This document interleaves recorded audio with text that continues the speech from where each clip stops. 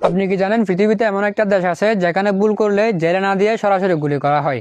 এমন একটা দেশ যেখানে খেলাধুলা মানে শুধু বিনোদন না, মৃত্যুর পরীক্ষা।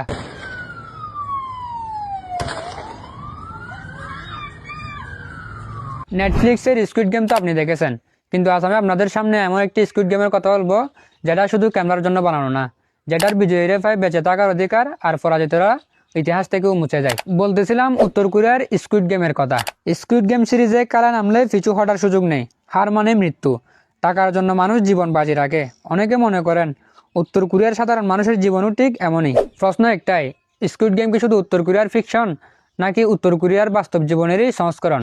যে স্কুইড গেম টিভিতে দেখানো হয় সে স্কুইড গেম শুধু একটা সিরিজ না, এটা ধনী গরিবের বৈষম্য, ক্ষমতার নিশ্চয়তা আর মানুষের জীবনের দাম নিয়ে এক চরম বার্তা। খেলাগুলো শিশুদের, কিন্তু ফলাফল মৃত্যু। দর্শকরা বিয়াফি, ক্ষমতাবান এলিট, খেলোয়াড়রা ঋণগ্রস্ত অসহায় জনগণ। কিন্তু জানেন কি, এই কনসেপ্টের সঙ্গে সবচেয়ে বেশি মিল পাওয়া যায় একটা দেশের সঙ্গে, উত্তর কোরিয়া। উত্তর কোরিয়াতে জন্ম মানে লটারি।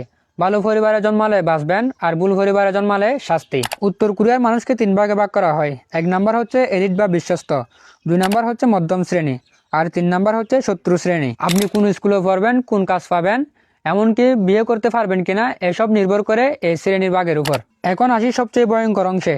উত্তর কোরিয়া থেকে পালিয়ে আসা অনেক ডিফেক্টর দাবি করেছেন সেখানে থাকা বন্দীদের দিয়ে জোরপূর্বক প্রতিযোগিতা করানো হয়, পরাজিতদের প্রকাশ্যে শাস্তি দেওয়া হয়, ক্ষুধার্ত মানুষদের দিয়ে কাজের পরীক্ষা করা হয়, এবং সেনাদের জোর করে করানো হয় মানবিকতা ধ্বংসকারী ট্রেনিং গেম। এগুলো নেটফ্লিক্সে দেখানো হয় না, কারণ এখানে কোনো প্রাইজ মানি নেই। এখানে প্রাইজ মানি হলো বেঁচে থাকা। উত্তর কোরিয়াতে আছে কুখ্যাত পলিটিক্যাল প্রাইজন ক্যাম্পস, যেখানে মানুষ ঢুকে কিন্তু বের হতে পারে না। শিশুদের দিয়ে কঠিন শ্রম করানো হয়, ভুল করলে প্রকাশ্য হত্যা করা হয়, এমনকি পরিবার সহ শাস্তি দেওয়া হয়। কিন্তু এখানে কেউ প্রশ্ন করতে পারে না, কারণ প্রশ্ন করাটাই সেই দেশে সবচেয়ে বড় অপরাধ। স্কুইড গেমের পরিচালক নিজেও দক্ষিণ কোরিয়ান। তিনি জানেন উত্তরের বাস্তবতা কতটা ভয়ঙ্কর। স্কুইড গেম আমাদের দেখায় নরম ভয়, কিন্তু উত্তর কোরিয়া দেখায় নগ্ন ভয়। উত্তর কোরিয়াতে মানুষ খেলার অংশ না, মানুষই হলো খেলা। রাষ্ট্র বনাম নাগরিক, নেতা বনাম জীবন, আনুগত্য বনাম মৃত্যু। এখানে জেতা মানে চুপ থাকা, আর কথা বলা মানে জীবনের শেষ। আপনি আজ ফোন হাতে এই ভিডিওটি দেখতেছেন, আর উত্তর কোরিয়াতে অনেকে জানেই না যে ইন্টারনেট কি। আপনি কি মনে করেন স্কুইড গেম কি শুধু সিরিজ, নাকি এটা এমন এক দেশের প্রতিচ্ছবি যেখানে প্রতিনিয়ত মানুষের জীবন নিয়ে খেলা করা হয়?